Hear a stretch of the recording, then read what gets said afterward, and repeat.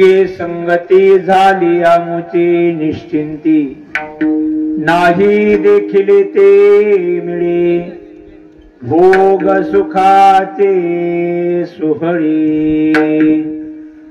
घरी ताकाचे सरोवर, घरी ताकाचे सरोवर, येथे नवनीताचे पूर, नाही देखील ते मिळे भोग सुखाचे सुहळी। तुका म्हणे आता, तुका म्हणे आता मी नवजोत वरिता, नाही देखील ते मिळे भोग सुखाचे सोहळी। विठ्ठल ओम नमो जे आद्या वेद प्रतिपाद्या, जय जय सुसंविद्या आत्मरूपा, देवा तोची गणेशु सकलार्थमते प्रकाशो, म्हणे निवृत्तीदासो अवधारी जोजी। तुम्ही विश्वनाथ दिनरंक मी अनाथ, कृपा कराल ते थोडी पाया पडिलो बराडी। श्री संतांची या माथा चरणावरी, श्री संतांची या माथा चरणावरी, श्री संतांची या माथा चरणावरी।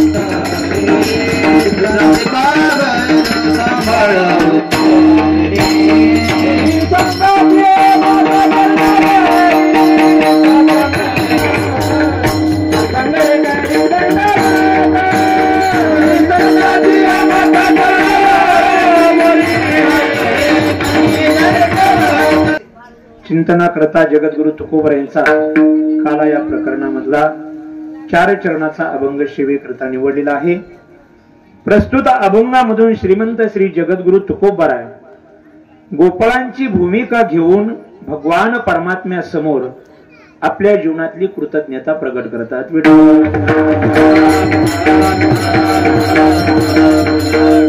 तुझी संगती झाली आमुची निश्चिंती, नाही देखील ते मिळे भोग सुखाचे होळी। आज ही काल्याच्या कीर्तनाची सेवा आहे आणि तन्निमित्ताने आपण जगद्गुरु तुकोबरायांचा काल्याच्या प्रसंगातलाच अभंग सेवेकरता निवडलेला आहे। महाराज आज काल्याचं कीर्तन म्हटलं की आज म्हणजे शेतकऱ्याच्या दृष्टीने सुधीचं कीर्तन आहे, नोकरदाराच्या दृष्टीने पगारीचं कीर्तन आहे आणि परमार्थाच्या दृष्टीने जरी विचार केला तर आजचं कीर्तन म्हणजे प्रसादाचं कीर्तन आहे। आपण 4 दिवसामध्ये 5 दिवसामध्ये भगवान परमात्म्याची कायेने वाचेने आणि मनाने सेवा करावी आणि त्या सेवेचा मोबदला, त्या सेवेचं फळ म्हणून भगवान परमात्मा काल्याच्या कीर्तनाच्या माध्यमातून आपल्याला प्रसाद देत असतात। म्हणून ही प्रसादाची सेवा आहे।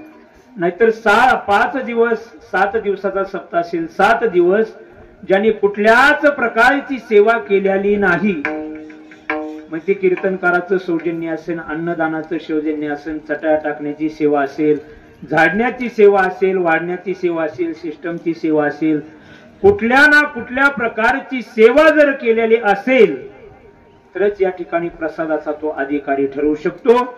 एरवी मात्र प्रसादाचा अधिकारी ठरवू शकत नाही। कुठली तरी सेवा करावीच लागते। नाही वादन कमीत कमी गायन, नाही गायन कमीत कमी काकडा, नाही काकडा कमीत कमी हरिपाठ, हे काहीच नाही जमलं विना तर गळ्यात गेला जमते का नाही? हा हे सामान्य सेवा आहे का काय महाराज? आता विण्यावर तर चाललंय ना सगळं। हा आणि त्या विण्याची आजकाल विटंबना होते वारकरी संप्रदाय, तो भाग सोडून द्या।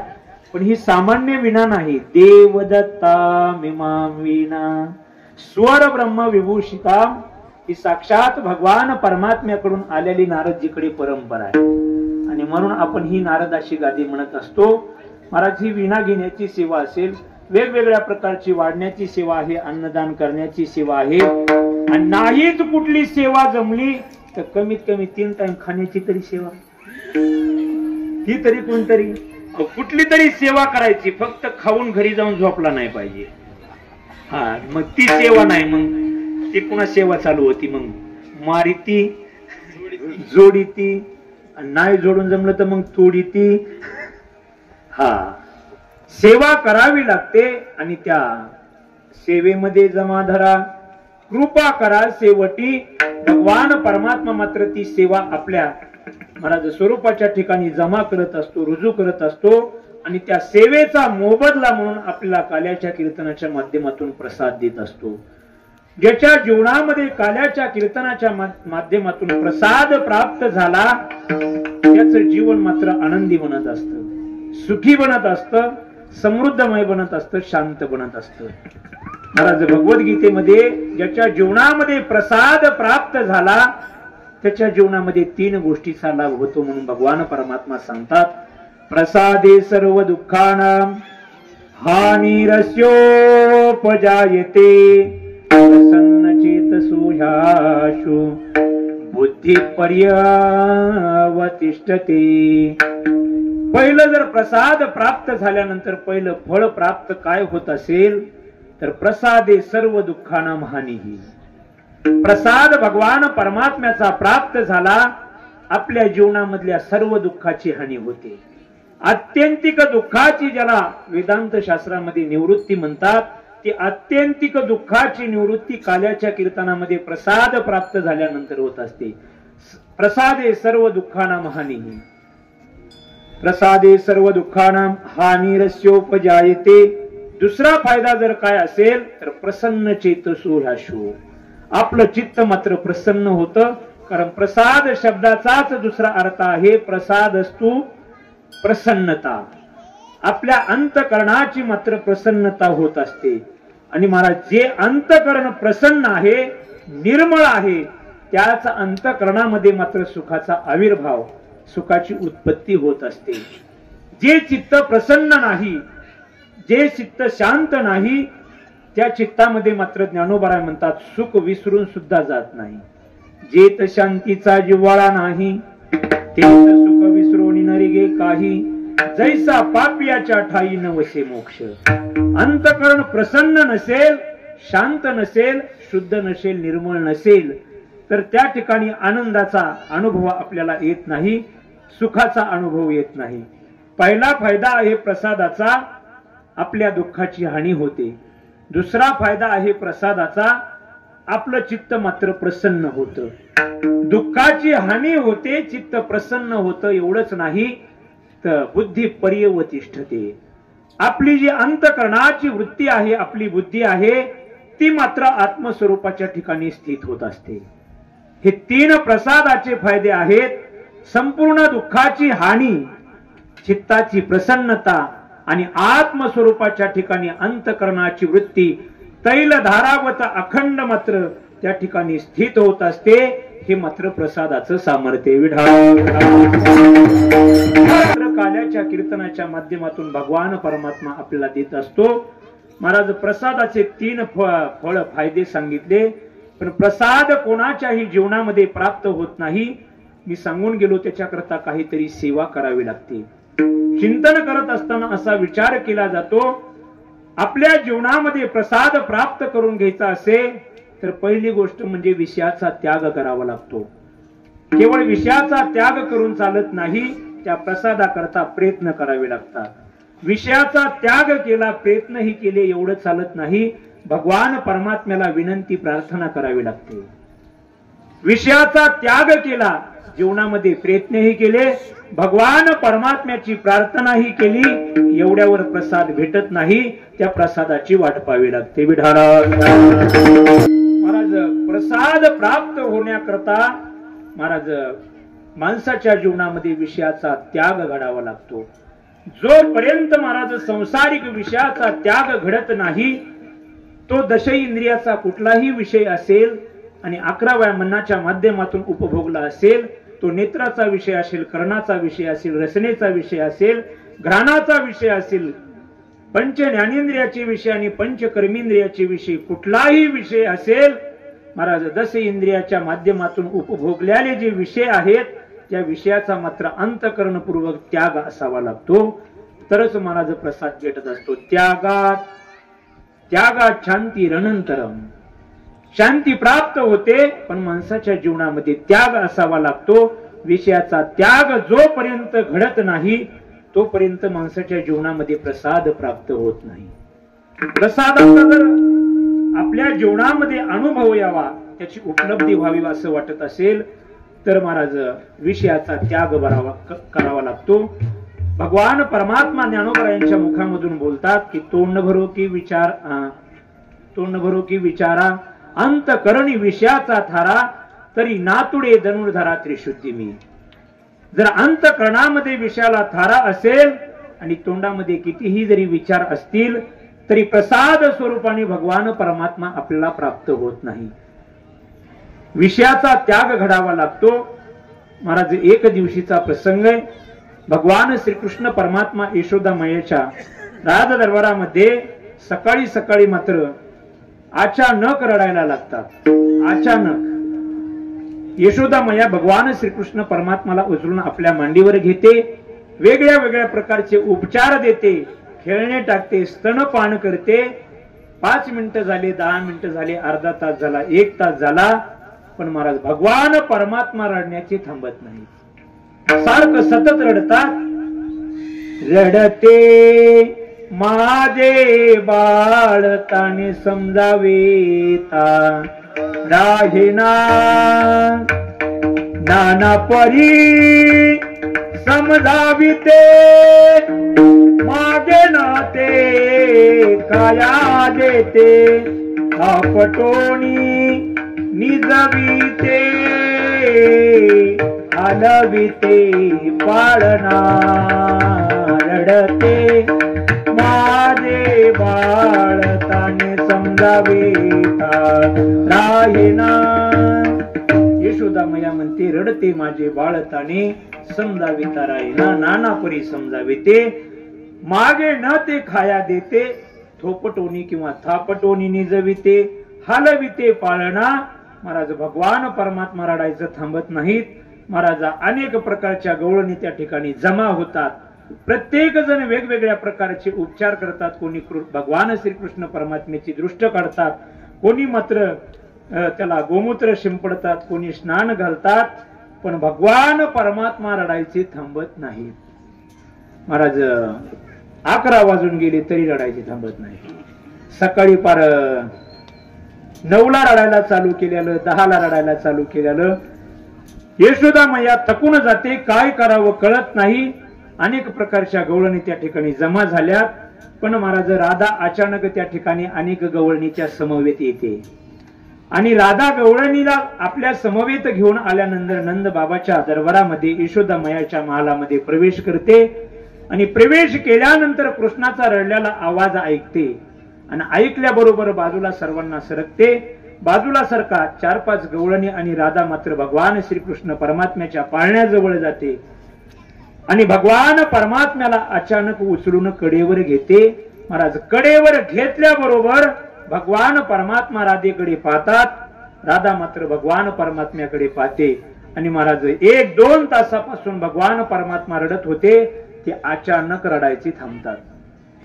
सर्व गवळणींना, गोपांना मात्र गोपाळांना वाटतं की 2 तासापासून यशोदा मैया नवे संपूर्ण गोकुळ भगवान परमात्म्याला रडवण्याचं थांबवतंय, तरी रडायचे मात्र भगवान परमात्मा थांबत नाहीत. आणि अनेक गवळणीच्या समवेत बरोबर जर राधा येऊन त्या भगवान परमात्म्याला उचलून कडेवर घेते आणि भगवान परमात्मा एका सेकंदामध्ये रडायचं थांबतात. नेमकं आश्चर्य काय आहे?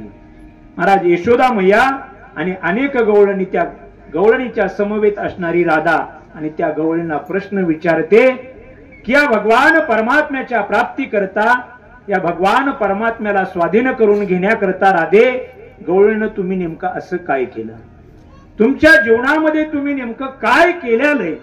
म्हणून भगवान परमात्मा रूपी प्रसाद तुमच्या हातामध्ये येतोय आणि आम्ही ज्या भगवान परमात्मा रूपी प्रसादाला सकाळपासून समजवतोय, तू रडायचं थांबत नाही आणि तू मात्र आणि त्या गवळणी सर्वांनी कडेवर घेतल्यावर थांबतोय. असं तुमच्या जीवनामध्ये तुम्ही काय केलंय. महाराज राधा आणि त्या गवळणी म्हणतात, या भगवान परमात्मा रूपी प्रसादा करता आणि तो आमच्या स्वाधीन होण्याकरता एका जन्मामध्ये आम्ही विषयाचा त्याग केला नाही, अनेक जन्मामध्ये मात्र विषयाचा त्याग केलाय.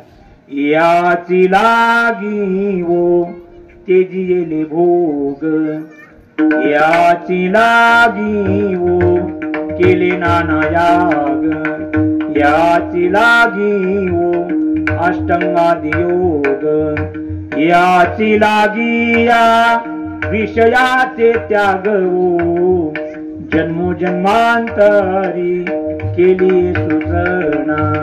एका जन्मामध्ये विषयाचा त्याग केला नाही, जन्मोजन्मांतरी केली सूचना. भगवान परमात्मा रूपी प्रसाद प्राप्त व्हावा असं वाटत असेल तर पहिली गोष्ट म्हणजे विषयाचा त्याग करावा लागतो. विषयाचा त्याग केला एवढ्यावर प्रसाद भेटत नाही, त्याच्याकरता मला प्रयत्न करावे लागतात, त्वरा करावी लागते. नुसतं प्रसाद प्राप्त झाला पाहिजे, प्रसाद प्राप्त झाला पाहिजे म्हणून महाराज कीर्तनकाराकडे बघून जमत नाही. कीर्तनकाराने विठ्ठल विठ्ठल म्हणल्यानंतर कमीत कमी तोंड उघडावं लागते, टाळ्या वाजवाव्या लागतात, नाही तर उघड सीसीटीव्ही कॅमेऱ्यासारखं आपलं काय नेमकं ते दुकानासमोर मांडलेले असतात ना बाहुल्या, बाहुल्या असतात, बाहुले असते, ते आपले खिशात हात घालून ते वेगवेगळ्या स्टाईल मध्ये उभा राहिलेले असतात. जसा तो दुकानदार मांडण त्या पद्धतीने ती राहिलेले असतात. तसं महाराज एक पोच काही माणसाने जर कीर्तनामध्ये दिली तर ती कायमच. आता बाबाने असं दाढीला बोट लावलं, ती कायम कीर्तन काढलं त्यांनी ते तसं म्हटल्यामुळे. पण एक आपण प्रयत्न करणं गरजेचे, प्रसाद प्राप्त होणार आहे, बरोबर आहे का नाही. आता इथं कीर्तनामध्ये बसल्यानंतर मुखाने विठ्ठल विठ्ठल म्हणणं आणि हाताने टाळी वाजवणं हे भगवान परमात्म्याच्या प्रसादाकरता प्रयत्न आहे. आणि महाराज विठ्ठल विठ्ठल कधी होतं हे आपण वाट पाहिली पाहिजे. का करावी तातडी परमारती संत समागमी धरोणी आवडी, करावी तातडी परमार्थी, परमार्थामध्ये प्रयत्न करावे लागतात, तातडी करावी लागते. झड झडोनी वहिलानी ये भक्तीचे वाटे लाग, या भावेशी अव्यंग निज धाम माझे. पण झड झडोनी वहिलानी ये भक्तीची वाटे लाग, सर्व मात्र विषयाचा त्याग करून मात्र त्याच्यामध्ये प्रयत्नाची त्वरा करावी लागते, प्रयत्नाची परिकाष्ठा करावी लागते, तरच आपल्या जीवनामध्ये प्रसाद प्राप्त होत असतो. महाराज विषयाचा त्याग केला, प्रयत्नही केले, एवढ्यावर चालत नाही. त्या भगवान परमात्म्याची प्रार्थना करावी लागते, त्या भगवान परमात्म्याला विनंती करावी लागते. कोणी विनवणी पायी ठेवी तो माता,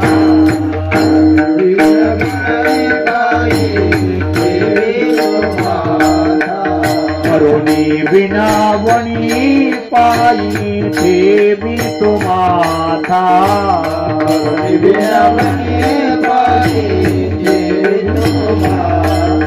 परिसा विनंती माझी पंढरीनाथा, परिसा विनंती माझी पंढरीनाथा, परिसा विनंती माझी पंढरीनाथा, विनंती माझी पंढरीनाथा. पंडिताचा वेळाची वाटती पाणी, पंडिताचा वेळाची वाटती पाणी,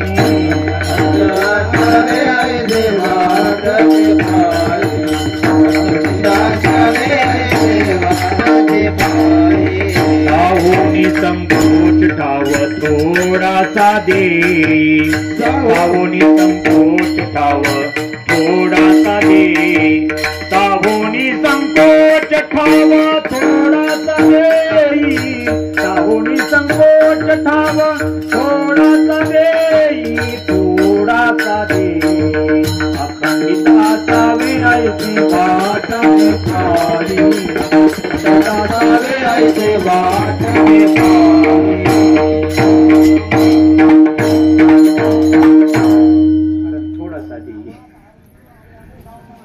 विनवणी पायी ठेवितो माथा, परिसावी विनंती माझी पंढरीनाथा. काय विनंती आहे तर अखंडित असावे ऐसे वाटते पायी, सावोनी संकोच ठाव थोडासा देही. मला मात्र तुझ्या चरणाच्या ठिकाणी थोडीशी जागा दे, सावोनी सहन करून थोडीशी मात्र जागा दे, अशी भगवान परमात्म्याला विनंती प्रार्थना करावी लागते. तर भगवान परमात्मा प्रसाद देत असतो. विषयाचा त्याग झाला, प्रयत्नही केले, विनंती केली, एवढ्यावर प्रसाद भेटत नाही. झाला विषयाचा त्याग झाला, प्रयत्नही पुष्कळ झाले आणि भगवान परमात्म्याची विनंती झाली, द्या प्रसाद. वाट पाहावी लागते. कशाची वाट पाहावी लागते? कीर्तन संपायची वाट पाहावी लागते. तसंच प्रसाद भेटत असतो. प्रसादाची वाट पाहिल्याशिवाय महाराज प्रसाद प्राप्त होत नाही. पाहे प्रसादाची वाट, घ्यावे दोनिया ताट, शेष घेऊन जाईन तुमचे झाले या दर्शन. महाराज परमार्थामध्ये साध्याची मात्र वाट पाहावी लागते. साधनामध्ये त्वरा आहे, पण साध्याच्या बाबतीमध्ये वाटच पाहावी लागते, कारण अनुभवे गोडी येईल कळू. साधनेच्या बाबतीमध्ये त्वरा आहे, पण महाराज फळाच्या बाबतीमध्ये त्वरा नाही. फळ जर प्राप्त करून घ्यायचं असेल, तो प्रसाद प्राप्त करून घ्यायचा असेल तर वाटच पाहावी लागते. आणि या चार गोष्टी ज्याच्या जीवनामध्ये प्राप्त झाल्या, त्याच्याच जीवनामध्ये भगवान परमात्मा रूपी प्रसाद प्राप्त होतो. इकडं मात्र भगवान श्रीकृष्ण परमात्म्याच्या संगतीमध्ये राहणाऱ्या गोपी, गवळणी, गोप आणि गोपाळ यांच्या जीवनामध्ये विषयाचा त्याग आहे. त्यांचे प्रयत्न अनेक जन्मामधले, भगवान परमात्म्याची प्रार्थना घडलेली आणि त्यांनी अनंत जन्मामध्ये त्या भगवान श्रीकृष्ण परमात्मा रूपी प्रसादाची वाट पाहिलेली. तो भगवान श्रीकृष्ण परमात्मा प्रसाद रूपाने गवळणींना, गोपांना, गोपींना आणि गोपाळांना प्राप्त झालेला आहे. आणि भगवान परमात्मा प्राप्त झाल्यानंतर तो भगवान परमात्मा यांना मात्र प्रसाद देत असतो. महाराज गवळीला जो भगवान परमात्म्याने प्रसाद दिला, तो मात्र चौर्य कर्माच्या माध्यमातून, अर्थात चोरीच्या निमित्ताने. गोपींना जो प्रसाद दिला तो महारास लीलेच्या माध्यमातून. महारास लीलेच्या माध्यमातून भगवान परमात्म्याने गोपींना प्रसाद दिला. चला बाई वृंदावनी रास क्रीडा पाहू, नंदाचा बाळ येणे केला लवलावू. कल्पने ती सासू इता बहुताची जासू, देह भाव ठेवो निपाई, देह भाव ठेवो निपाई, ब्रह्मपदी नाचो. चला बाई वृंदावनी पाहो, नंदाचा बाळ येणे केला लवलावू, केला लवलावू. महाराज भगवान परमात्म्याचा प्रसाद आहे. महाराज महारास म्हटलेले त्याला महारास. रस शब्दाचा अर्थ केवळ परमात्मा. रसो वै सहा, रसस्य भाव इति रासः. जिथं रस स्वरूप परमात्म्याचा भाव आहे, अस्तित्व आहे, सत्ता, त्याला रास म्हणतात. आणि केवळ रास नाही तर महांच्या सो रास इति महारासः.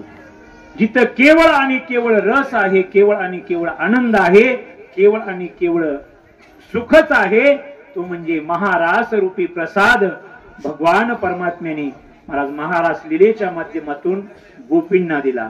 चोरीच्या माध्यमातून प्रसाद मात्र गवळींना दिला. आणि गोपाळांना मात्र प्रसाद जो दिला तो काल्याच्या माध्यमातून दिला. काल्याच्या माध्यमातून गोपाळांना प्रसाद दिला. काल्याच्या माध्यमातून गोपाळांना भगवान परमात्मा प्रसाद देतात.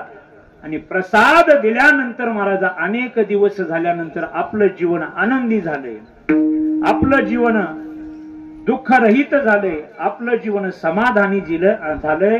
आपल्या जीवनामध्ये कुठल्याही प्रकारची आता चिंता राहिलेली नाही. आपलं जीवन निश्चिंतीच झालंय. पण ज्या भगवान परमात्म्यामुळे गोपाळांचं जीवन निश्चिंत झाले, त्यांच्या जीवनामध्ये कुठल्याही प्रकारचा शोक नाही, कुठल्याही प्रकारचा खेद नाही, कुठल्याही प्रकारची चिंता नाही, त्या भगवान परमात्म्याची कृतज्ञता प्रगट करण्याकरता एक दिवशी सगळे गोपाळ भगवान श्रीकृष्ण परमात्म्याकडे येतात. नंद बाबाच्या दरबारामध्ये येतात. भगवान परमात्म्याला महाराज अरे कृष्णा बाहेर ये म्हणून हाक मारतात गोपाळ. आणि महाराज भगवान परमात्म्याच्या समोर महाराज उभा राहून भगवान परमात्म्याची कृतज्ञता प्रगट करायला लागतात. अरे देवा, तुझी जर संगती आमच्या जीवनामध्ये प्राप्त झाली नसती तर आमचं जीवन निश्चिंतीला प्राप्त झालं नसतं. तुझ्या संगतीचा आम्हाला एवढा सहवास लाभला आणि त्या सहवासामध्ये तू मात्र आम्हाला गोपाळ काल्याच्या माध्यमातून प्रसाद दिलास. पहिले आमच्या जीवनामध्ये चिंता असायची, आमचं जीवन खेदाचं असायचं, दुःखाचं असायचं. पण आज आमचं जीवन निश्चिंतीचं झालंय. ते त्याचा परिणाम काय असेल? फक्त तुझी संगती घडली. अभंगाचं पहिलं तुझी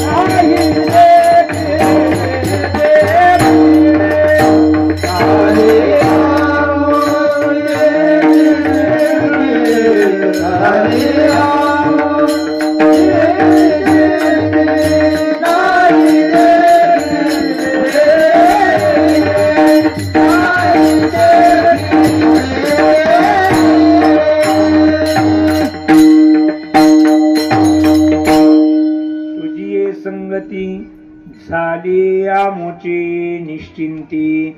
हे देवा, हे भगवान, तुझ्या संगतीमध्ये आम्ही आलो आणि त्या संगतीमध्ये आल्यामुळे झाली आमची निश्चिंती. आमचं जीवन मात्र निश्चिंतीचं झालंय. आमच्या जीवनामध्ये आता कुठल्याही प्रकारची चिंता नाही. का? तुझी आम्हाला संगती घडली. महाराज कृतज्ञता प्रगट करतात गोपाळ देवाच्या समोर. महाराज ज्याच्यामुळे आपलं जीवन चांगलं झालेलं आहे त्याची कृतज्ञता आपण महाराज व्यक्त केली पाहिजे. कारण का कृतज्ञ माणसाने राहिलं पाहिजे त्याचं कारण आहे. आपण जन्माला आल्यानंतर 3 व्यक्तीबद्दल 3 गोष्टीबद्दल आपण कृतज्ञ नेहमी असावं. आणि ते कशा करता असावं याचाही शास्त्रामध्ये विचार केलेला आहे. महाराज गुरु वेदांत ईश्वर असा एक श्लोक आहे संस्कृत विचारसागरामध्ये आलेला आहे 3ऱ्या तरंगामध्ये. भगवान परमात्म्याबद्दल, संताबद्दल आणि शास्त्राबद्दल आपलं जीवन कृतज्ञ असावं, कृतज्ञ नसावं. कोणाबद्दल? 3 गोष्टीबद्दल. एक संत, भगवान परमात्मा आणि महाराज शास्त्र. का? आदो ज्ञानाप्तये पश्चात कृतज्ञ निवृत्तये. अगोदर कृतज्ञ का असावं? आपल्या जीवनामध्ये ज्ञान प्राप्त व्हावं म्हणून कृतज्ञ. एकदा ज्ञान प्राप्त झालं, आपलं जीवन निश्चिंत झालं, महाराज आपलं जीवन संपलं नाही तर त्यांच्याबद्दल कृतज्ञ राहिलं पाहिजे. कृतज्ञतेचा आळ येऊ नये आपल्यावरती. नाहीतर महाराज असं होऊ नये की निसुग स्तविला विसरे जैसा. कृतज्ञ उपकार केला थोडा व्यवहार दिला का निसुग स्तविला विसरे जैसा. कृतज्ञावर कितीही उपकार केला तर तो विसरून जातो. चोराला जर आपण व्याजाने पैसे दिले तर ते पैसेही विसरून जातो. आणि निसुग स्तविला विसरे जैसा. निर्लज्ज पुरुषाची तुम्ही कितीही स्तुती करा त्याला त्याचं काहीच घेणं देणं नसतं.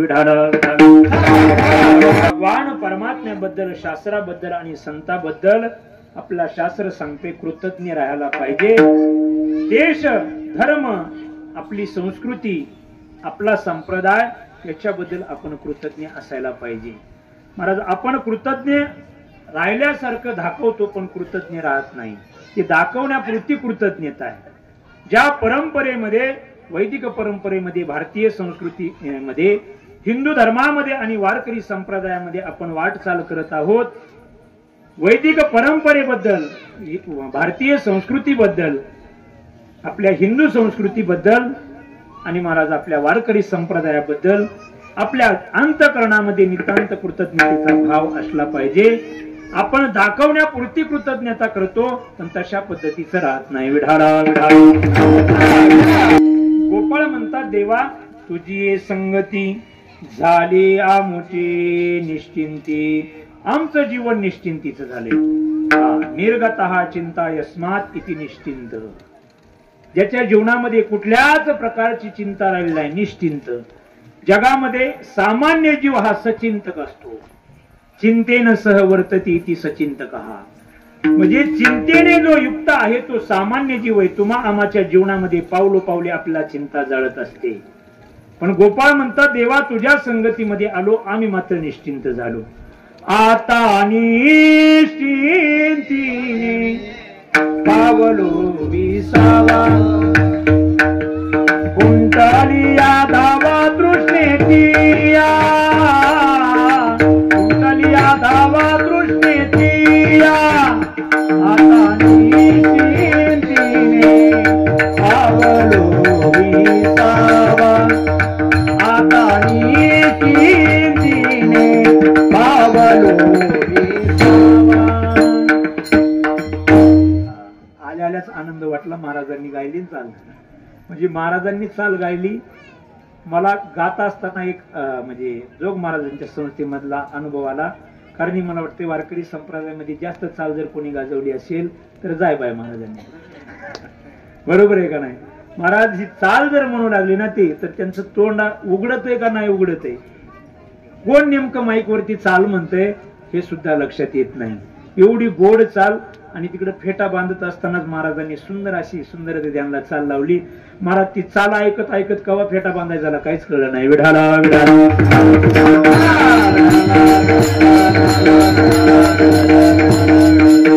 महाराज आता निश्चिंतीने पावलो विसावा कुंडलिया धावा तृष्णेचिया. मात्र देवा तुझ्या संगतीमुळे आम्हाला निश्चिंततेचा विसावा प्राप्त झाला.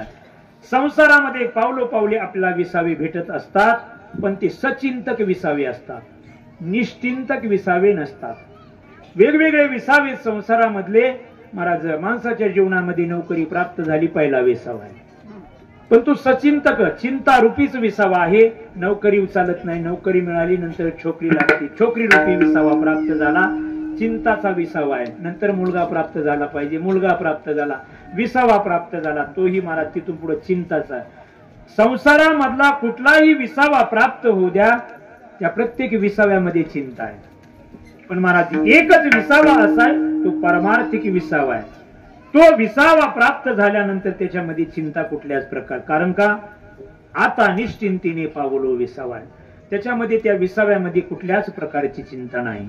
आमा भय चिंता नाही धाक जन्म मरणा काही एक झाला इहलोकी परलोक आले सकळी वैकुंठ तुझ लागली सकळ चिंता राखणे लागे वाकडे जाता.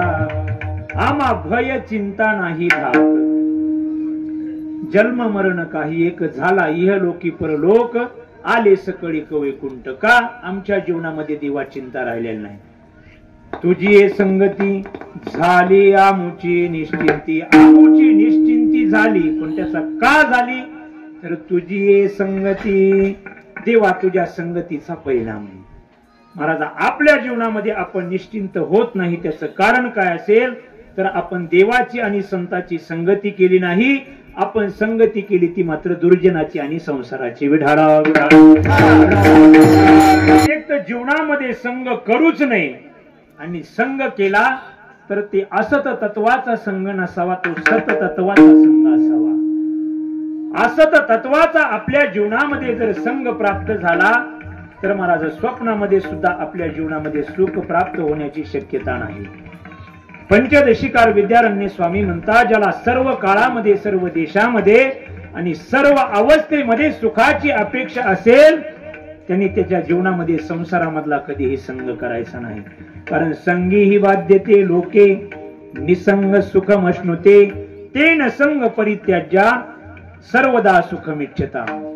ज्याला सर्वदा सर्व काळामध्ये सर्व देशामध्ये सर्व अवस्थेमध्ये सुखाची अपेक्षा असेल त्यांनी मात्र सांसारिक असत पदार्थाचा असत तत्वाचा कदापि संग करू नये. आणि तुम्ही संग करत असाल तर वारंवार बंधमध्ये अडकल्याशिवाय राहणार नाही. मात्र असत तत्वाचा संग प्राप्त झालेला नाही. मला साक्षात सच्चिद आनंद स्वरूप परमात्म्याचा संग प्राप्त झालेला आहे. सच्चिदानंद रूपाय विश्वोत्पत्त्यादि हेतवे तापत्रय विनाशाय श्रीकृष्णाय वयं नुमः. जो परमात्मा सच्चिद आणि आनंद स्वरूप आहे, ज्या परमात्म्यापासून संपूर्ण जगाची उत्पत्ती स्थिती आणि लय होतो आणि आपल्या जीवनामधला 3 ताप जो घालवत असतो, त्या भगवान श्रीकृष्ण परमात्म्याची संगती या गोपाळांना प्राप्त झाली.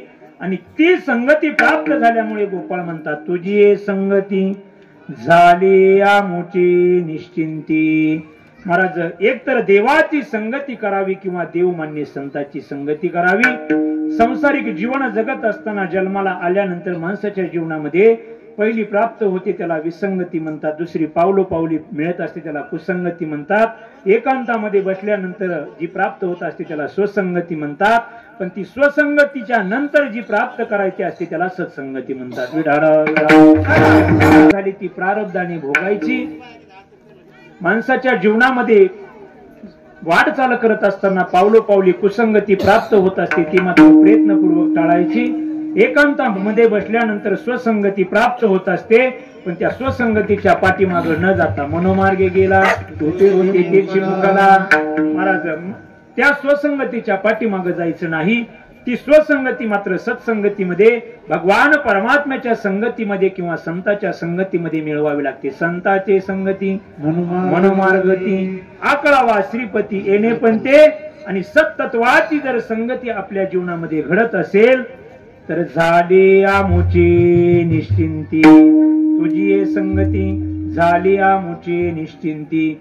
देव म्हणतात, अरे गोपाळांनो, माझ्या संगतीमध्ये आल्यानंतर तुमचं जीवन निश्चिंत झालं, तुमच्या जीवनामध्ये कुठल्याच प्रकारची चिंता नाही. असं माझ्या संगतीत आल्यानंतर तुमच्या जीवनामध्ये काय प्राप्त झालं? देवा काय प्राप्त झालं म्हणून काय विचारतात? आम्हाला आतापर्यंत इतराच्या संगतीमध्ये जे मिळालं नव्हतं, जे पाहिलं नव्हतं, ते तुझ्या संगतीमध्ये प्राप्त झालं.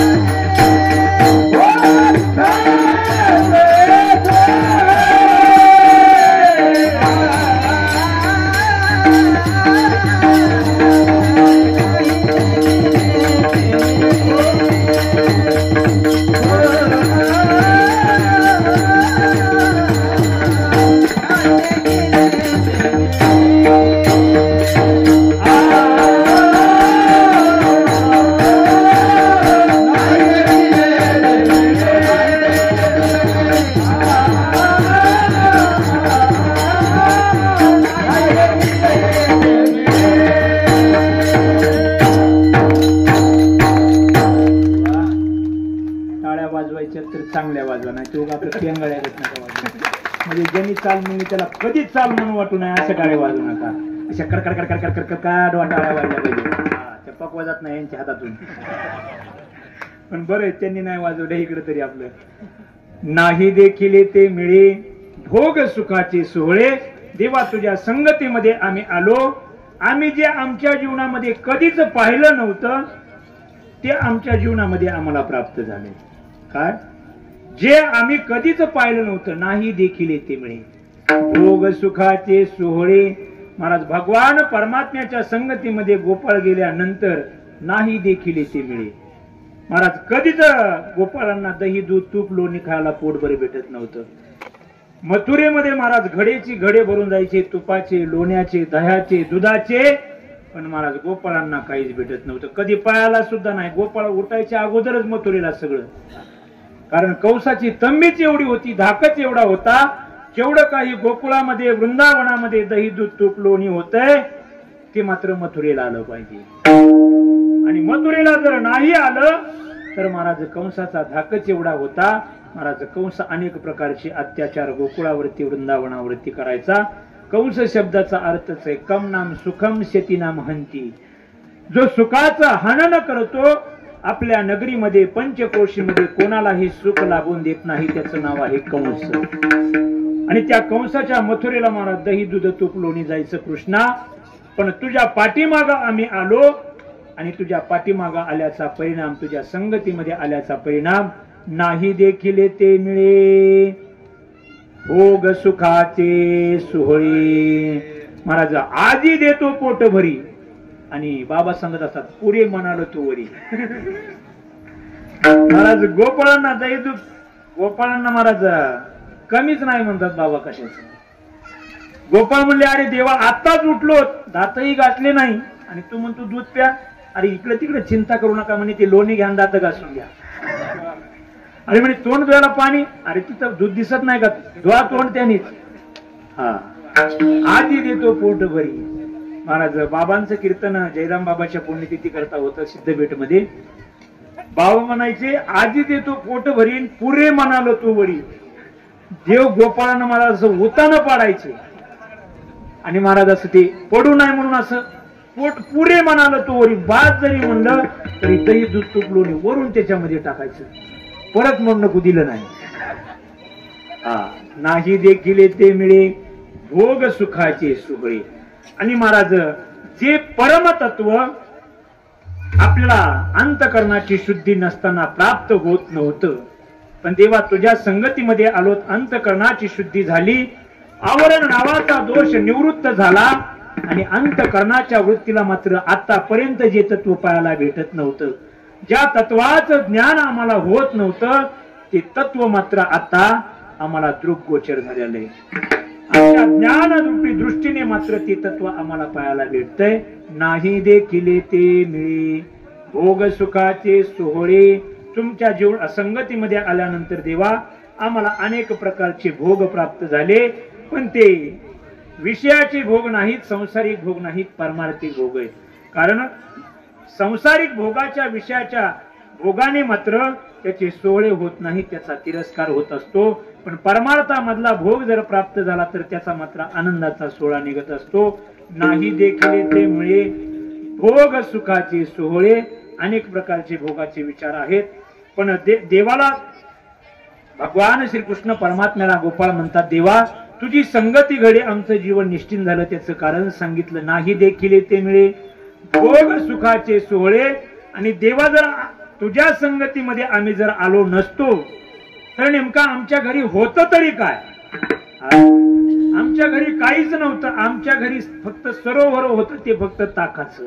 आणि तुझ्या संगतीमध्ये आलो मात्र ताकाचा तरी विषयच नाही पण या ठिकाणी सारभूत लोण्याचा पुरे अभंगाचं तिसरं चरण. घरी ताकाचे सरोवर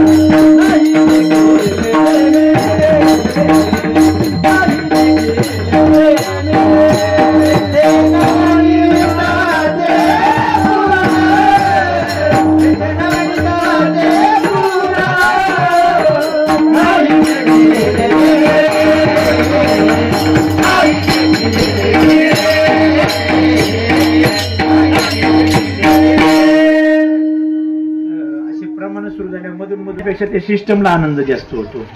कारण ज्याचं पोट आहे त्याला गुदगुड्या केल्या म्हणजे जास्त त्याला आनंद होत असतो. बाकी त्याला हसायला भेटतं तो भाग सोडून द्या.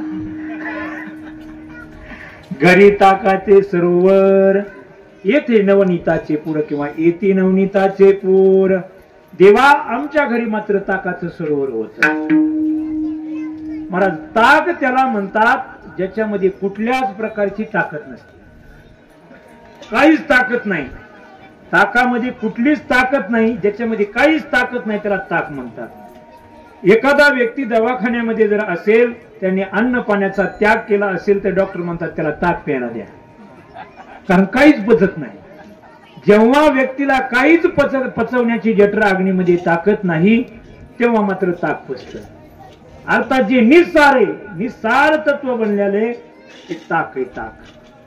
आणि देवा आमच्या घरी ताकाचं सरोवर होतं, काहीच नव्हतं आमच्या घरी, निस्सार आहे. महाराज दुधाला ज्यावेळेस ते विरजण टाकतात आणि विरजण टाकल्यानंतर त्याच्यापासून जो पदार्थ तयार होतो त्याला काय म्हणतात? दही. आता हे काही तत्वज्ञान नाही, बोलत चला, नाहीतर तुम्ही दह्यासारखी तोंड करून बसू नका. दुधामध्ये विरजण टाकल्यानंतर दुसऱ्या दिवशी जो पदार्थ तयार होतो त्याला काय म्हणतात? दही. आता त्या दह्याचं मंथन केलं आपण, त्याचं घुसळण केलं, त्या दह्यामधून 2 तत्व बाहेर येतात. दह्याचं मंथन केलं, घुसळण केलं, तुम्हाला जास्त कळणार नाही, माता माऊलीला चांगलं माहिती. त्यांनी आता सोडून दिले, ते मिक्सर मध्ये चालू केले. ते मिक्सरच गोळीत बसत त्याला, कवरची कवर. ताकाचाही मिळ नाही, लोण्याचाही मिळ नाही, काहीच मिळ नाही. नेमकं लोणी कसं काढावं, ताक कशाला म्हणते तर लोणी कशाला काय म्हणते. शेवटी वैतागून त्याची लस्सी करतात आणि पिऊन टाकतात. कशाचं घुसळण, कशाचं काय आलंय? उनवणी शिळवणी गालितावरती लोणी येईना, हा प्रश्नच राहिलेला नाही. पण पूर्वीच्या काळामध्ये माठ असायचा, रवी असायची, आणि महाराज मग चालायचं घुम घुम करीती, घुम घुम घुम घुम करीती, घुम घुम करीती डेरे घुमती, आनंदल्या गवळणी गवळणी, चंदे चंदे डोलती. ते मंथन करावं लागतं दह्याचं. दह्याचं मंथन पूर्ण झालं, महाराज खाली जे शिल्लक राहतं त्याला काय म्हणतात? त्या मडक्यामध्ये खाली शिल्लक राहत त्याला काय म्हणतात? ताक. आणि वरती येतं त्याला काय म्हणतात? लोणी. बरोबर आहे का नाही? मग अगोदर नेमकं मडक्यातून लोणी काढलं जातं का ताक काढलं जातं? बोला बोला. लोणी. मला वाटते तुमच्याकडे ते काम दिसायले, चांगले उत्तर द्यायला. लोणी अगोदर काढलं जातं एखाद्या चांगल्या मडक्यामध्ये. आता मडकी राहिली नाही, पण पूर्वीच्या काळामध्ये मडक्यामध्येच लोणी ठेवायची. महाराज एकदम व्यवस्थित माता माऊल्या, माता भगिनी त्या मडक्यामध्ये लोणी काढून ठेवत असायच्या. आणि नंतर राहिलेलं मडक्यामधलं जे ताक आहे 5 लिटर 10 लिटर 20 लिटर, बरं त्या मडक्याकडे कोणाचं लक्ष आहे का? त्याच्यावर माश्या बसल्यात का, त्यात माश्या पडल्यात का, कोणी झाकून ठेवलंय, काहीच घेणं देणं नाही. बरं मला सांगा बरं, माता भगिनी काय ते ताक घेतील आणि ताकाचं मडकं उचलून एखाद्या आलमारी सुरक्षित नेऊन ठेवतील, परत त्याला कुलूप कोंडा एकदम व्यवस्थित लावून आपल्या कमराला चावी, असं होतंय का? आणि लोण्याची परिस्थिती महाराज, लोणी झाल्याबरोबर इकडे तिकडे बघायचं, सून पिन बघती का काय, नेमकं पावशेर झालंय का, अर्धा पावशेर झालंय का, किलोभर झालंय. अचानक महाराज नेऊन अलमारीमध्ये ठेवून द्यायचं, आतल्या त्या कपाटात नेऊन ठेवायचं, आणि ती चावी मात्र आपल्या कमराला. लोणी मात्र तिकडे नेऊन ठेवून दिलं, ताक मात्र शिल्लक आहे. महाराज ताकाला कोणी पेतय का? शेजाऱ्याला घेऊन जा म्हणलं तरी ताकाला कोणी विचारत नाही. ताकाला मात्र, पण त्या ताकाशिवाय सध्या पर्यायच नाही. ताकाशिवाय सध्या पर्याय नाही. शेवटी माणसाला ताकद जरी नसली तरी त्या ताकावरच यावं लागणार आहे. दह्याचं घुसळण केल्यानंतर ताक मात्र शिल्लक, ताक आणि लोणी, त्याच्या दह्यामधून ताक आणि लोणी निघतं. मला सांगा, जाणकार माता माऊल्या शेजारणीला लोणी नेऊन देतात का शेजारणीला ताक नेऊन देतात? आतापर्यंत इतिहासामध्ये कधीच घडलं नसेल की लोणी निघल्यानंतर शेजारणीला नेऊन दिलंय आणि घरी मात्र ताक पिलंय. असं कधीच होणार नाही. का? कारण माता भगिनींना कळालेलं, दह्यामधून मंथन केल्यानंतर सार तत्व जर काय असेल तर लोणी आहे, आणि असार तत्व जर काय असेल तर ताक आहे. तसं या जगाचं संपूर्ण मंथन जर आपण केलं, त्याचं घुसळण जर केलं, जगरूपी दह्याचं आपण मंथन जर केलं, तर मला असार तत्व एका बाजूला होतं आणि सार तत्व वेगळ्या साईडला पडतं. कळून चुकतं की आपण ज्या सरोवरामध्ये खेळत होतो, पूर्वीच्या काळामध्ये राहत होतो, संसार रूपी सरोवर हे ताक आहे. आणि त्या संसार जगत रूपी दयाचं मंथन केल्यानंतर त्याच्यामध्ये मात्र लोणी रूपी नवनीत रूपी तत्वाने मात्र परमात्मा शिल्लक राहतो. हे मात्र कधी लक्षात येतं? तुझी ये संगती झाली मुची निश्चिंती. देवा, आम्ही घरी ताकाचे सरोवर, अगोदर असार रूपी संसार रूपी ताकामध्ये मात्र आम्ही त्याच प्राशन करायचो, त्यालाच आम्ही लोणी समजायचो आणि ती कायम खात पित राहायचो. असार रूपी संसाराला, पण तुझ्या संगतीमध्ये आलो, येथे नवनीताचे पूर. इथं सार रूपी तत्व, नवनीत रूपी तत्व आमच्या हाताला लागलेले. नासतो विद्यते भावो ना भाव विद्यते उभयो दृष्टोन्पस तो नैव तत्वदर्शी. देखे सारासार विचारता भ्रांती ते पाहे असारता सारते स्वभावता नित्य जाणे. महाराज सारा सार तत्वाचा विचार केला जगदरूपी, कारण सदा विचारे तस्मात जगत जीव परात्मना. जीव भाव जगत भाव बाधे स्वात्मा एव शिष्यते. महाराज जीवात्मा परमात्मा आणि जगाचं जर तिन्हीचं मंथन केलं तर जगाचा बाध होतो, जीव तत्वाचा बाध होतो आणि परमात्मा तत्व खाली शिल्लक राहतं. पण हे कळतं कधी? तुझी ये संगती, त्याच्या संगतीमध्ये गेल्यानंतर कळतं, एरवी कळत नाही. महाराज आपलं काय झालं माहिती का? कणू सांडोनी उपणीला कोंडा जायचा, म्हणजे ते धान्यातली कण कण त्या राशी मात्र आपण टाकून दिल्यात आणि त्याच्यामधला कोंडाच उपणीत राहिलो. हा ज्ञानोबरायची मला वाटतं दुसऱ्या अध्यायामध्ये त्या कोंड्याची त्याची एक गोवी आलेली. उपनिता राही घनवट. हा उडे ते फलकट जाणू आले, ही शेवट आहे. सुरुवात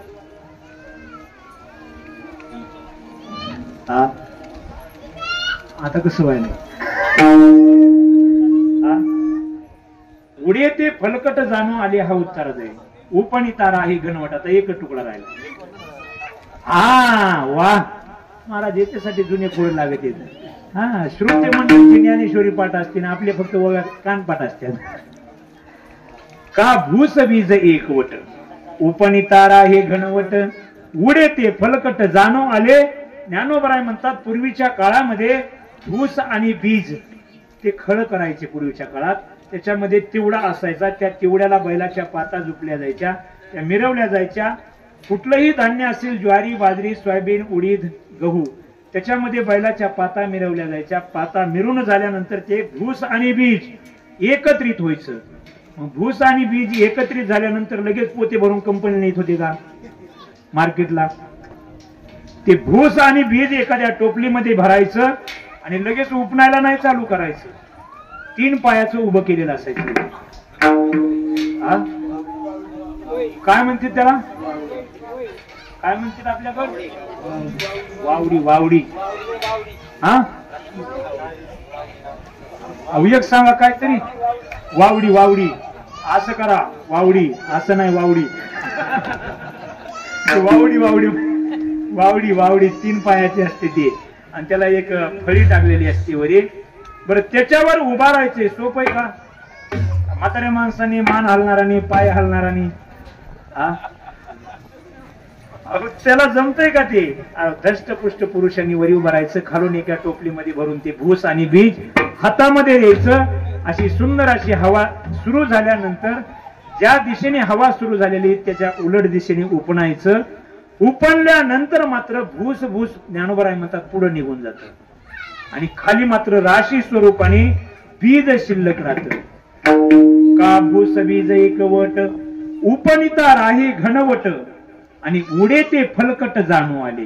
मला सांगा, जाणकार पुरुषाचं लक्ष त्या खाली राशीकडे बीजाकडे असतं का त्या फलकटाकडे असतं? आणि एखादा अशी हवा सुटली आणि ते फलकट उडून चाललंय म्हणून ते टोपलं सोडून त्याच्या फलकटाच्याच मागे जर पळायला लागला तर त्याला जाणकार शेतकरी म्हणते का गोळ्या संपलेला शेतकरी म्हणते? हा, आणि महाराज आपण गोळ्या संपलेले शेतकरीच झालोत ना. आपल्याला माहित आहे आसार तत्वामध्ये आपण त्याच्या पाठीमागे पळायला लागलो आणि सार रूपी परमात्मा तत्व मात्र बाजूला राहायला लागले. पण आपण गोळ्या संपल्यामुळे त्याच्याच पाठीमागे पळायला लागलो. विठाला फलकट तो संसार येथे सार भगवंत. गोपाळ म्हणतात घरी ताकाचे सरोवर, हे ताकाचं सरोवर फलकट आहे. हे संसारूपी ताकाचं सरोवर हे फलकट आहे. पण येथे नवनीताचे पूर, येथे सार भगवंत. नवनीत रूपी लोणी रूपी भगवान परमात्मा, शुद्ध परमात्मा आम्हाला मात्र प्राप्त झाला देवा तुझ्या संगतीमुळे. आणि देवा तुझी संगती प्राप्त झाली म्हणून आमचं जीवन निश्चिंत झालं. आमच्या जीवनामध्ये जे तत्व आम्ही कधी पाहिलं नव्हतं ते पाहायला भेटलं. आमच्या जीवनामध्ये नाही ते भोग, परमात्मा रूपी भोग प्राप्त झाले, आनंदाचे सोहळे प्राप्त झाले. एरवे आमच्या घरी काहीच नव्हतं. आसारूपी संसारूपी ताकाच्या सरोवरामध्ये आम्ही डुबक्या मारत होतो. पण आज सारभूत तत्व परमात्मा रूपी सरोवरामध्ये आम्ही आनंदाचे लाडू खात आहोत. देवा तुझी कृतज्ञता आम्ही प्रगट करतो. पण तुझ्या संगतीमुळे हा मला सगळा लाभ झालेला. देवा आम्हाला तू जर हाकलून लावण्याचा जरी आता तू प्रयत्न केला तुझ्या संगतीमधून, तरी आता मात्र आम्ही जाणार नाही अभंगाचं शेवटचे. तुका म्हणे आता, तुका म्हणे आता, तुका म्हणे आता, तुका म्हणे आता,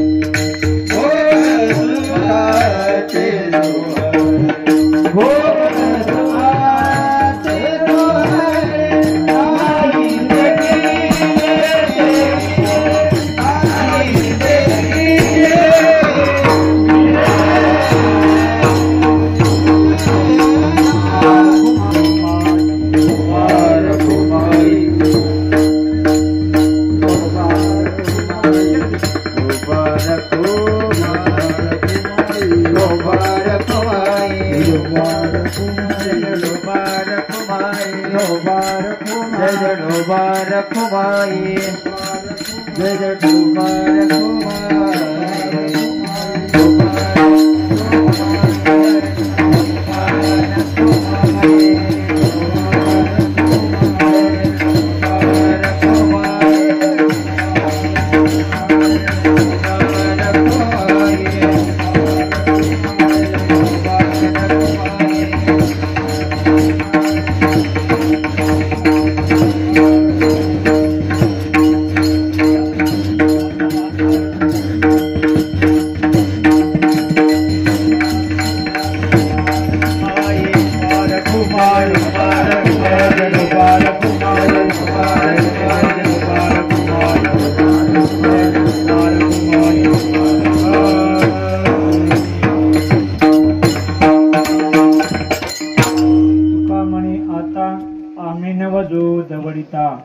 नाही देखील ते मिळे भोग सुखाचे सुहळे.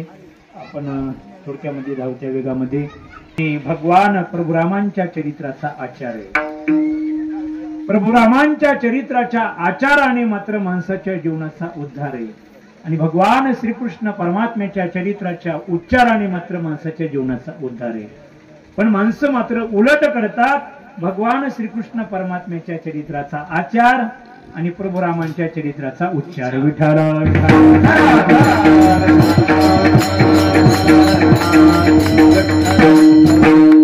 भगवान परमात्मा येतात एक दोन निमित्त घेऊन पण अनेक कार्य करून जातात. हा परिपूर्णतम भगवान श्रीकृष्ण परमात्म्याचा अवतार आहे. कला अवतार, आवेश अवतार, अंशांशी अवतार, पूर्ण अवतार आणि परिपूर्णतम अवतार. पूर्णतम नाही तर परिपूर्णतम, परितः सर्व बाजूने ज्यांनी येऊन आपल्या जीवनामध्ये कार्य केले. एक कार्यार्थम आगत्य कोटी कार्य चकारः. एक कार्याचं निमित्त घेऊन जरी भगवान श्रीकृष्ण परमात्मा आले असले तरी महाराज 125 वर्षामध्ये कोट्यावधी कार्य करून मात्र आपलं स्वधाम गमन केलं. त्या भगवान श्रीकृष्ण परमात्म्याच्या गोकुळामधल्या चरित्राचा उच्चार आहे. कारण काय चरित्र ते उच्चारावे. केले देवे गोकुळी, केले मथुरी नाही, द्वारके नाही, हस्तिनापुरी नाही, प्रभास क्षेत्री नाही, अन्य क्षेत्री नाही, केले देवे गोकुळी. काल्याच्या कीर्तनामध्ये उच्चार कशाचा करायचा असेल तर भगवान श्रीकृष्ण परमात्म्याने गोकुळामध्ये केलेलं चरित्र. मथुरेमधलं सुद्धा नाही. भगवान परमात्मा मथुरेमध्ये अवतीर्ण होतात, गोकुळामध्ये प्राप्त होतात. गोकुळीच्या सुखा अंत पार नाही लेखा, बाळकृष्ण नंदा घरी बाळकृष्ण नंदा घरी आनंदल्या नरनारी. वा, पहिलेच संक्षिप्त भेटलेत की लाईट गेल्यानंतर लगेच वातावरण करणारे. नाहीतर अर्ध कीर्तन संपत आल्यावर इंजिन सुरू होते कधी कधी.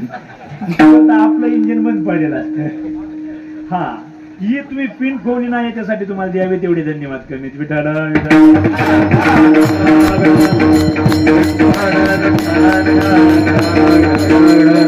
मात्र भगवान परमात्म्याने 2 अवस्थेमध्ये चरित्र केलं. एदशे चरित्र केले नारायणे, रांगता गोधने राखिता हे. रांगताना एक चरित्र केलं आणि गोधने राखताना गायी सारताना एक चरित्र केलं. रांगताना चरित्र केलं, रांगत रंगणी चोरीत लोणी, धावणी धरिती गवळणी, बांधिती चरणी देती कराणी, यशोदे साजनी, कृष्णा आळवा आळवा, भक्षुणी दावे माता, कृष्णा आळवा आळवा. रांगत रंगणी चोरीत लोणी. रांगताना मात्र 5 वर्षाचे असताना भगवान श्रीकृष्ण परमात्म्याने दह्या दुधाची चोरी केली. रांगत रंगणीवर भगवान परमात्म्याचं रांगणं आपल्यासारखं आहे का? तळहात टेकी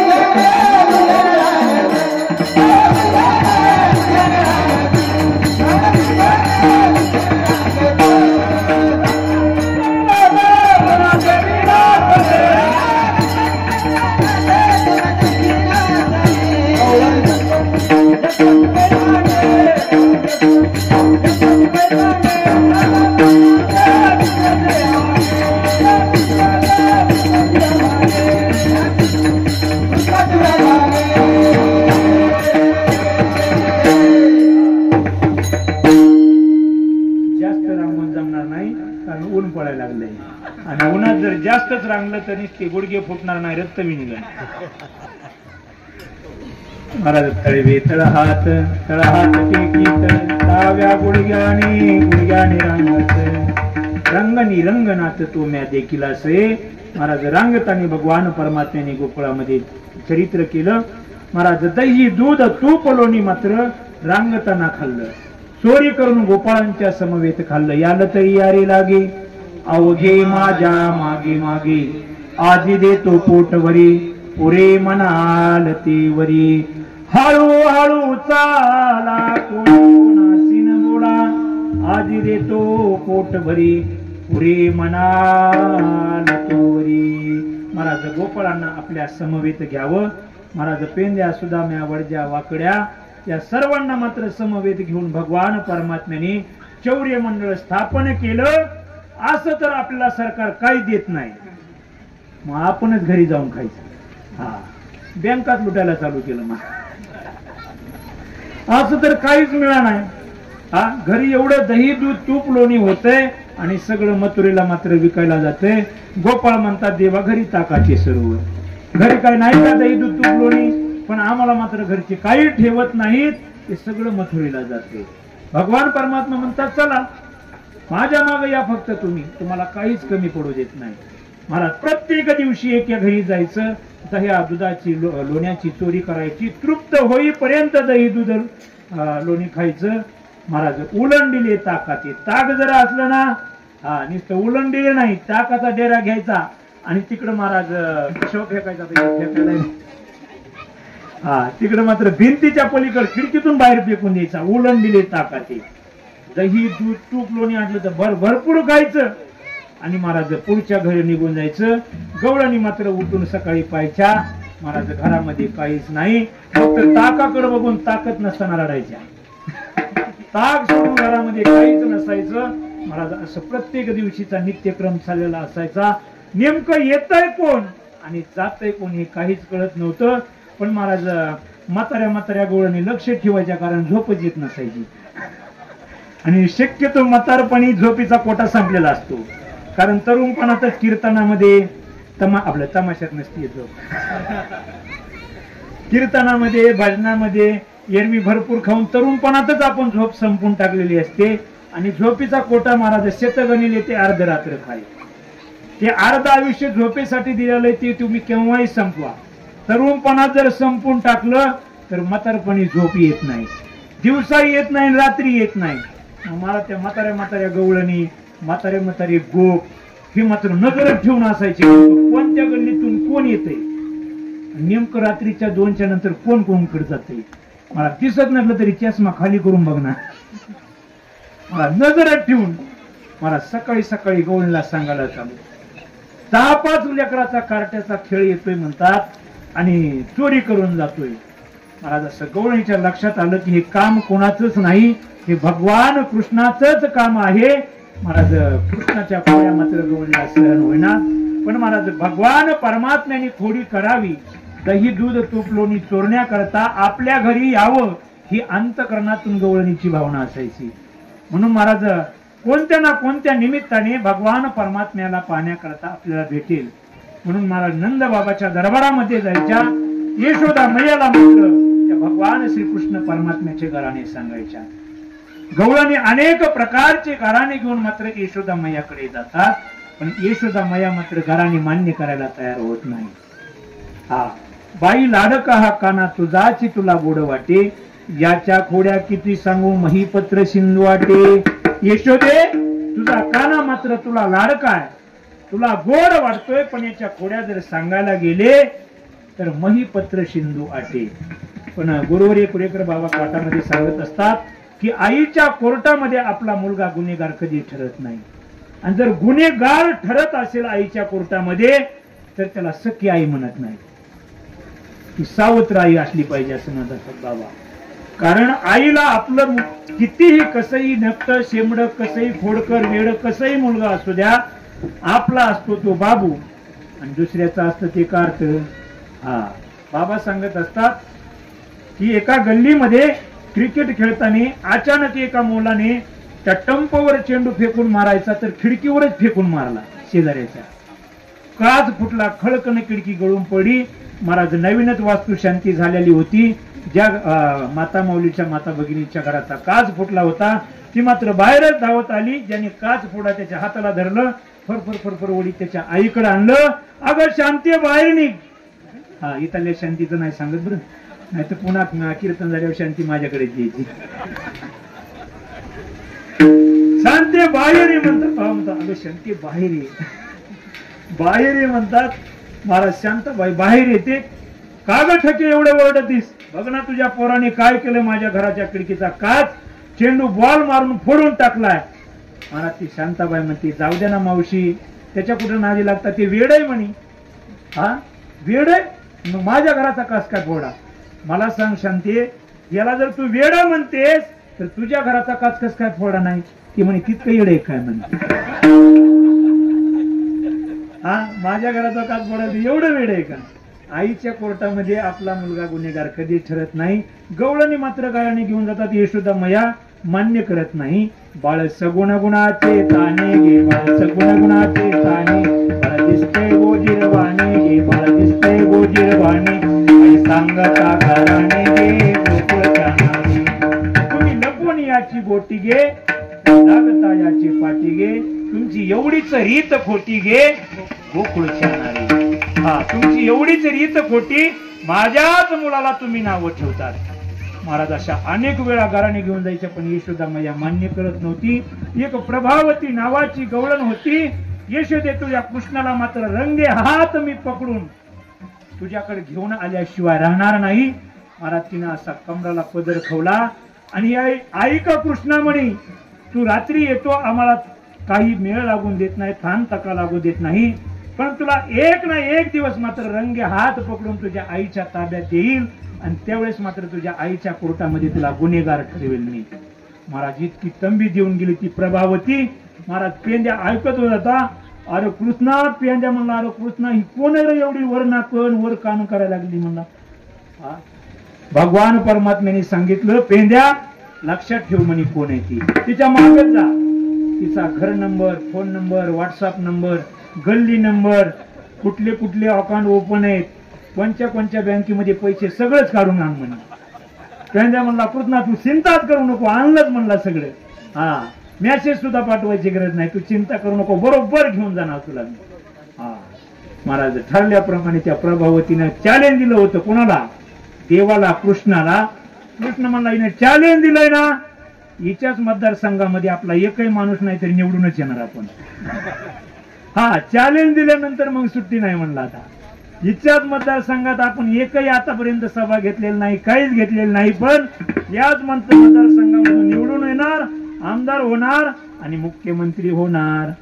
हा, तुम्हाला मुख्यमंत्री झाल्यासारखं वाटायला का? हा, तिथं जाणार म्हणला. महाराज प्रभावतीला चॅलेंज दिलेलं होतं. प्रभावतीच्या घरीच भगवान परमात्म्याने जायचं ठरवलं. महाराज त्याच घरी गेले आणि रात्रीच्या समोरला मात्र प्रभावती जागीच होती. भगवान श्रीकृष्ण परमात्म्याला मात्र पकडलं आणि पकडून महाराज रात्रभर घरामध्ये डांबून ठेवलं. घरामधून मात्र सकाळ झाल्यानंतर ओढत ओढत मात्र गल्लीतून चल आता तुझ्या यशोदेला मात्र सांगते. आतापर्यंत घराने ऐकून घेत होते पण यशोदा घराने ऐकून घेत नव्हती, पण आज मात्र तुला पकडून देईल आणि यशोदेच्या माध्यमातून शिक्षा दिल्याशिवाय राहणार नाही. कृष्णाला मात्र हाताला धरून बाहेर घराच्या काढलं, गल्लीतून निघाली. पण महाराज अनंत रूपे अनंत वेशी देखील मी त्याशी, त्या भगवान परमात्म्याचे अनंत रूप आहेत, अनंत नाव आहेत. महाराज त्या प्रभावती नावाच्या गवळीला मात्र कृष्ण दिसायचा आणि गल्लीतल्या ज्या बाया होत्या ना, स्त्रिया होत्या ना, त्यांना मात्र तिचा मालक दिसायचा. महाराज ते तर मग सगळ्याच दारात येऊन बघायच्या. हा, अगं प्रभावती नेमकं काय झालंय? 25 वर्ष लग्नाला झाले तरी पण हातात हात घालून कधीच गल्लीमधून गेला नव्हता ना, आज काय मिळेल? हा, हाताकडे बघ तिथं कृष्ण आणि लोक मात्र हसतात. महाराज गल्लीतून निघाले, सगळं महाराज गदारोळ चाललेला आहे. लोकांना मात्र तिचा नवरा पती दिसायचा आणि तिला कृष्ण दिसायचा. अद्भुत लीला सुरू झाली. भगवान परमात्म्याची ही अद्भुत लीला आहे. देवाची जी असते त्याला लीला म्हणतात आणि माणसाची जी असते त्याला कला म्हणतात.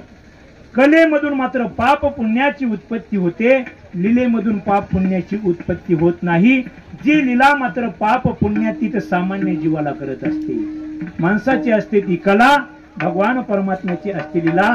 अद्भुत लीला महाराज नंद बाबाच्या आणि यशोदा मैयाच्या दरबाराकडे निघाली. मात्र सगळेच पाठीमागे निघाले त्यांच्या. ज्ञानोबा तुकाराम, ज्ञानोबा तुकाराम. मला दिंडीमध्ये आनंद घेऊ लागले ना. बाकीच्यांना नवरा बायको दिसायचे. कोणी कोणी ज्ञानोबा तुकाराम म्हणायचं, कोणी कोणी सैराट झालं जी म्हण, काय ज्याला जे आवडेल ती कोणी कोणतेही गाणे सुरू केले नंद बाबाच्या. अगं यशोदे, घरामध्ये काय बसली, तुझा कृष्ण मी रंगे हात पकडून आणलाय. महाराज यशोदा धावतच बाहेर आले. बघतोय तर महाराज कृष्ण नव्हता.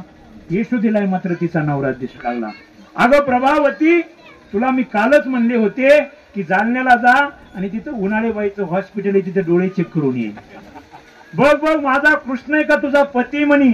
हा तुझंच केंबाळ आहे म्हणे ते, बघ त्याच्याकडे. महाराज बघ म्हणल्यानंतर आणि लगेच महाराज कृष्ण परमात्मा, भगवान परमात्मा घरामधून धावत आले.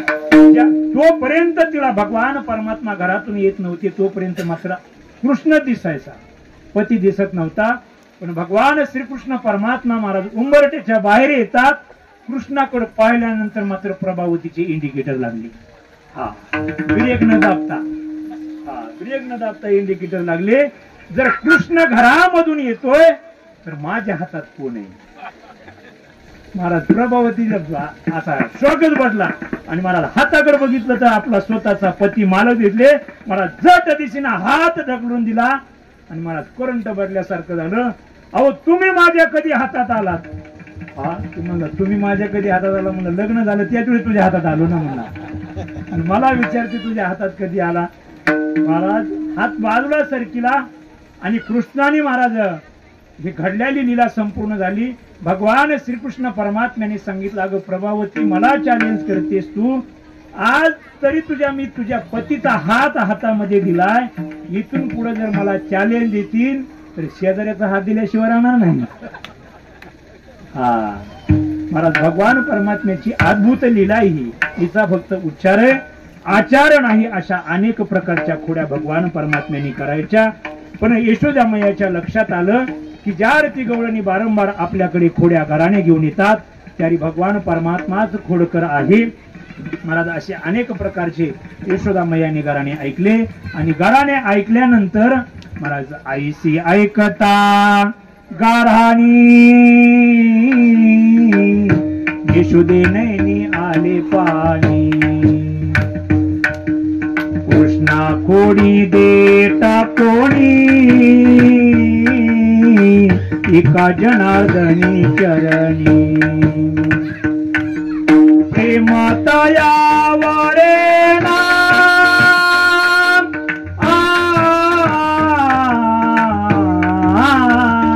यशोदे बाळ तुझा ताना कुठवरे तो धिंगाणा. आईसी ऐकता गाराणी यशोदे नैनी आले पाणी. कृष्णा खोडी दे टाकोणी एका जनार्दनी चरणी. प्रेमतया आवरेना. भगवान परमात्म्याला मात्र यशोदा मैयाने तामीर दिली. आता कृष्णा तू गावामध्ये राहायचं नाही. गावामध्ये राहायचं भरपूर झालं. गावामधून मात्र घराणी येऊ लागले. उद्या जाई राणा सवे घेऊन गोदणा. आता मात्र गायी राखण्याकरता गोदणे घेऊन तू रानामध्ये जायचं.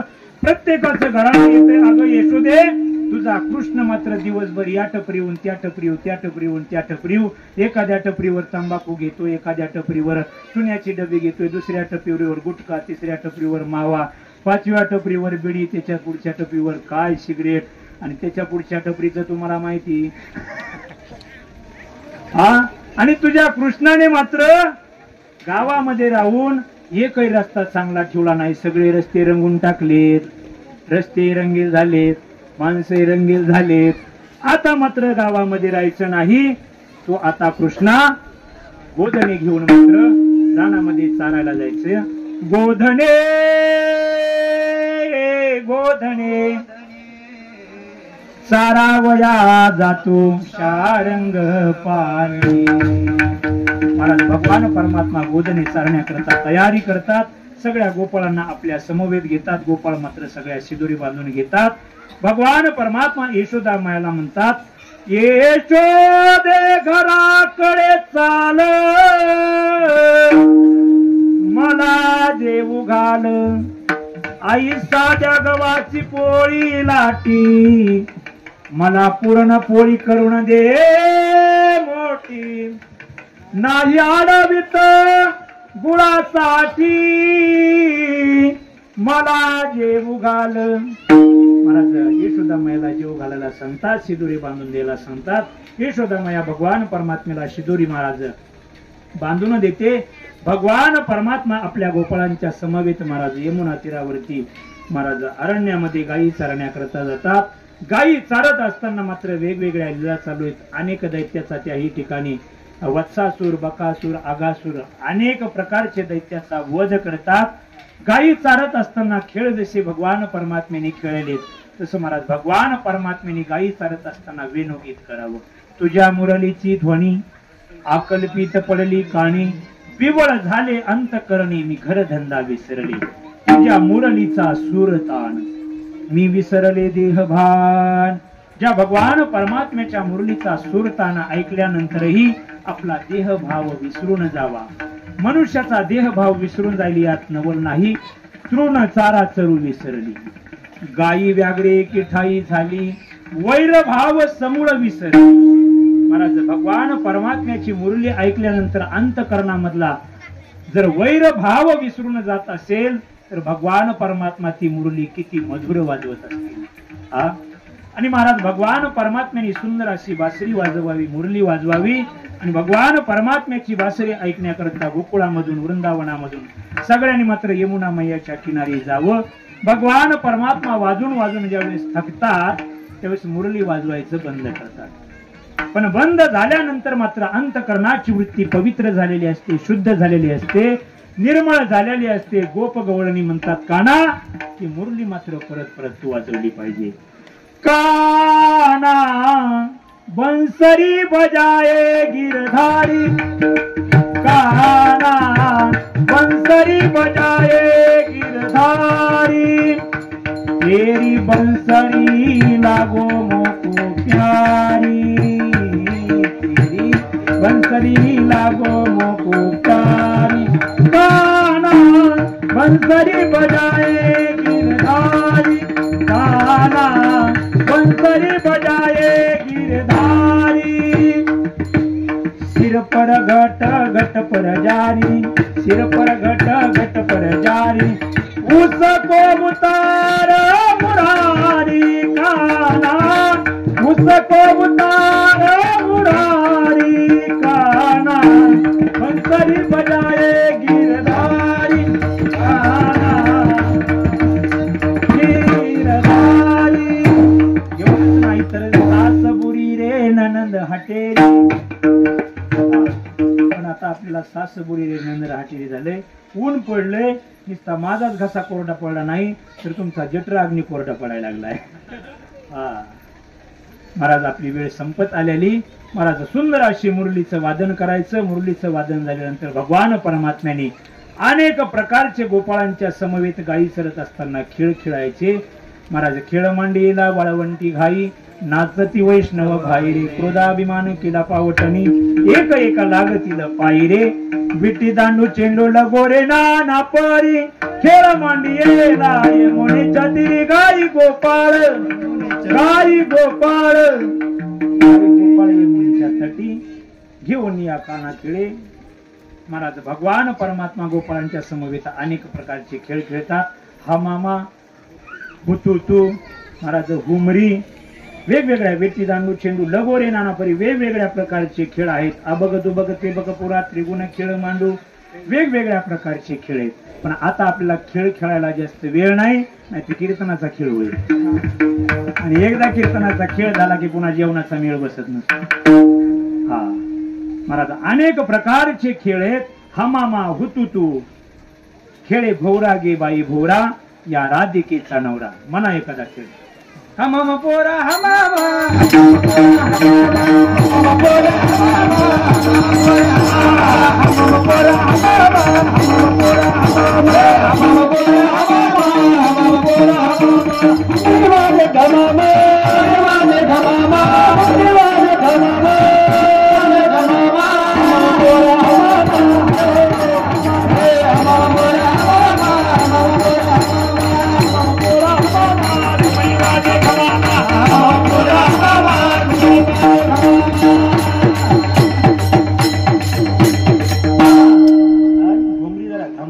काय घुमरी वाजी ग मामा, हा मामा पोरा हा मामा. पण हा मामा खेळून थकली पोर असे थकलेत महाराज. असे CCTV कॅमेरे असे झाले, असे माझ्याकडे असे नेसते असे अंधक दिसायलो. मी तुम्हाला खरं सांगतो, मी जो आहे ना, जो स्पष्ट दिसायचो कीर्तन सुरू होता ना, तो आता अंधक दिसायलोय. हा, पण थोड्या वेळाने जर मी जास्तच लांबवलं तर तो सुद्धा दिसणार नाही. हा, पण ती परिस्थिती येऊन देणार नाही, चिंता करू नका. विठाला विठाला.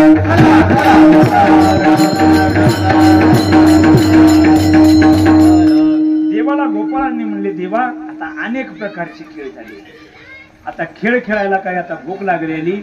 पण देवाने सांगितलं शेवटचा एक खेळ खेळू, कारण तो खेळ खेळल्याशिवाय आनंदच येणार नाही. म्हणे कोणता खेळ आहे? म्हणे भारत आणि पाकिस्तान. तेवढा एक खेळ खेळला का बस म्हणे, आता पुन्हा काय राहिलंच नाही. हा, क्रिकेट खेळ खेळायचा म्हणे, चेंडू फळी एकदा खेळायची. महाराज स्वतः बॅटिंग करायला पेंद्या आणि बॉलिंग करायला भगवान श्रीकृष्ण परमात्मा. महाराज पेंद्या म्हणजे सामान्य नाही, कसाही बॉल टाका. हा, डोक्याच्या वर 2 हात टाकला तरी उडी मारून आणायची पेंद्या. हा, ठीक आहे, बॉन्सर तर सोडून द्या, उडी मारून महाराज स्टेडियमच्या बाहेर. पेंद्या मात्र बॅटिंग करायला, वळज्या वाकड्या हे फिल्डिंग करायला. भगवान श्रीकृष्ण परमात्म्याच्या हातात बॉल आहे. महाराज भगवान परमात्म्याने सांगितलं आता बॉलिंग मी करणार आहे, आणि पेंद्या मात्र बॅटिंग करतोय. सगळ्यांनी सावध राहायचं. आणि बाउंड्रीच्या कडेला जे आहेत ना तिकडे, त्यांनी इकडे तिकडे फिरायचं नाही, त्यांनी फक्त कॅच घ्यायच्या तयारीमध्ये राहायचं. कारण मी सांगून ठेवतोय, पेंद्याला जो बॉल मी टाकणार आहे तो काही यार्कर टाकणार नाही, बॅटफूट पण देणार नाही, त्याला बॉल टाकणार आहे मी बाउन्सर. आणि कॅच होणार म्हणजे होणार, तो सिक्स मारायला जाणार, पण सिक्स जाणार नाही. बाउंड्रीच्या जवळ मात्र कॅच घेतल्याशिवाय राहायचं नाही. आणि आज मात्र पेंद्याची विकेट घ्यायचीच आहे. मात्र खाली जर बॉल पडला, हा मग सांगितलं नाही पाहिजे. झेला रे झेला, वरचे वरी झेला, झेला रे झेला, वरचे वरी झेला, हातीचे गमावे तो, पाठीशी खाई टोला. हातातून जर खाली जर पडला तर मग पाठीवर टोला बसल्याशिवाय राहणार नाही. कारण मला सांगा, तिकडून पेंद्यानी बॅटने बॉल मारला, आकाशामध्ये गेला, त्याची जर विकेट घ्यायची असेल तर खाली पडल्यानंतर बॉल हातात घ्यायचा का वरच्या वरी? वरच्या वरी जर बॉल झाला तरी विकेट पडेल ना. म्हणून भगवान परमात्मा म्हणतात, झेला रे झेला, वरचे वरी झेला, हातीचे गमावे तो, पाठीशी काय टोला. महाराज एकदाची विकेट घेऊन टाकली. कोणाची? पेंद्याची विकेट घेतली. महाराज एकदा पेंद्या महाराज सगळ्या क्रिकेट मधला मुख्य सगळं नियोजन करणारा, आणि त्याची विकेट पडल्या मग काय राहिले? सगळे नाराज झाले. महाराज म्हणले, बास देवा, आता खेळ मोडावा परत. खेळात काय मजाच राहिली नाही. पेंद्या मात्र नाराज झालाय, खाली जाऊन बसलाय तिकडे ग्राउंडच्या बाहेर. आता खेळामध्ये मजा राहिली नाही. एकतर पेंद्याची विकेट गेली, अंतकरणामध्ये पोटामध्ये भूकही लागली. खांदी भार पोटी भूक, काय खेळायाचे सुख. खेळ मात्र थांबवला. भगवान परमात्मा अनेक गोपाळांना यमुनामयाच्या किनाऱ्यावरती एकत्रित करतात, कमळाच्या आकाराकार बसवतात. भगवान परमात्मा स्वतः त्या गोपाळामध्ये सर्वांच्या शिदोऱ्या एकत्रित करतात. तो शिदोऱ्या एकत्रित करून गोपाळ काला एकत्रित करतात. काला शब्दाचा अर्थ आहे अभेद. भेदामधलं अभेदामध्ये आणणं त्याला काला असं म्हटलं जातं. एकत्रीकरण केलं जातं. अनेक गोपाळांच्या वेगवेगळ्या प्रकारच्या शिदोऱ्या एकत्रित केल्या. मुदा घेऊन या करी, पेंद्यावाती तो शिदोरी, भानुदास गीती गात, प्रसाद देतो पंढरीनाथ. भगवान परमात्मा मात्र गोपाळांना प्रसाद देतात. भगवान शुकाचार्य त्याचं भागवतामध्ये वर्णन करतात. बिभ्रद वेणू जठरपटयो शृंगवेत्रे च कक्षे, वामे पानो मसृण कवलम, तत्फला निंगुलेषु तिष्ठनमध्ये स्वपरिसुरिदो, हासयन् नरं विश्वैः, स्वर्गे लोके मिषति भुजे, यज्ञ बुब्बाल केली. पुंडरीक वरदा हरी विठ्ठल, गोपाल कृष्ण भगवान. जगद्गुरु तुकाराम महाराज की जय, सद्गुरु जोग महाराज की जय. आणि